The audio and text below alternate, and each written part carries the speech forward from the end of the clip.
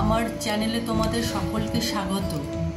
এই সামনে যে ফুলটা দেখাচ্ছি, এই ফুলটার নাম তোমরা সকলেই জানো, কিন্তু কার কার বাগানে আছে আমি ঠিক জানি না। এই ফুলটার নাম হলো কৃষ্ণকমল, বা অনেকে রাখি ফুলও বলে। এবার ইংরেজি নাম হলো এটা প্যাসিফ্লোরা। আমি কিন্তু সাধারণত এই ফুলটা আমি 3 রঙের দেখেছি, নীল, সাদা আর আমার যে রঙটা আছে মেরুন। এই ফুলটা যখন ফোটে যেন কি হালকা গন্ধ চারিদিকে ছড়িয়ে থাকে।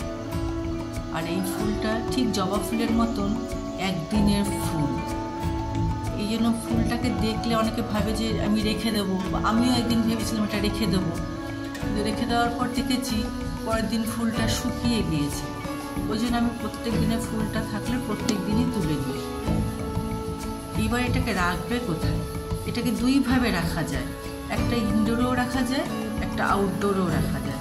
ইনডোরে রাখবে যেখানে হালকা রোদ আসবে 2-3 ঘন্টা, সেরকমভাবে। আর আউটডোরে রাখবে খুব কড়া রোদ যেন না থাকে, ওরা কিন্তু কড়া রোদ খুব একটা পছন্দ করে না। এই 3-4 ঘন্টা হালকা রোদ যে সকালে, সেই জায়গাটায় ওদেরকে রাখবো। আর এটা কিন্তু লতানো গাছ, দেখেছো কত কড়ি এসেছে এইটা আমার গাছটার মধ্যে। আর এই গাছটা সাধারণত, এই গাছে ফুল ফোটে সাধারণত ফেব্রুয়ারি এন্ড থেকে অক্টোবর অবধি, আর পুরো শীতকালটা এরা ঘুমিয়ে থাকে। আর মাটি কিন্তু এদের ওয়েল ড্রেনেজ করতে হবে, ওরা বেশি জলও পছন্দ করে না, আবার একদম শুকনো খটখটে জলও থাকলে চলবে না।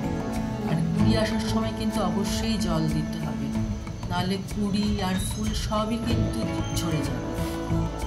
আর খাবার দাবার সময় যেটা আমি করে থাকি, যখন ফেব্রুয়ারি যখন শুরু হয়, মানে ওদের ডরমেন্সি পিরিয়ড কেটে যাওয়ার পরে আমি ওদের মাটি তৈরি করে নিয়ে নতুন করে মাটি দিয়ে পেট ভরে ওদের খাবারটা দিই, তাতে এবার গাছ ভরে ফুল আসে। এমনি কোনো ঝামেলা নেই ওদের।